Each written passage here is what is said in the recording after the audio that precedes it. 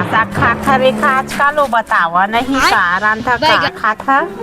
दुखला बताओ दीदी ये रोज के सेमी साग चूरा थे मोर घर में वो मत साग है वो घर में सेमी चूरा थे अड़ोसी पड़ोसी घर सेमी चूरा थे आओ तो गांव जाता तेनो ढाक सेमी वो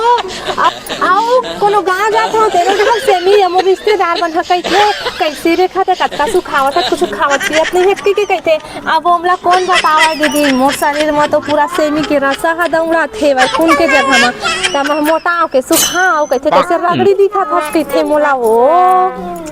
अपन दुख लगा दीदी दुख लगा बता बेचारी के वो दिन भर खाली रोज के सेमी तीन लोग में करबो वाला सेमी साग देते सुबह सुबह दे ही नाश्ता में सेमी दोपहर में दे ही रात के सेमी दे सेमी खा खा मोर दीदी बेचारी कत्ता चर्चा ले सेमी का पोट खा चर्चा ले दीदी को खावा देखे हैं सेमी खा तक ना ते करते जब में फेंक दे गैया खावा के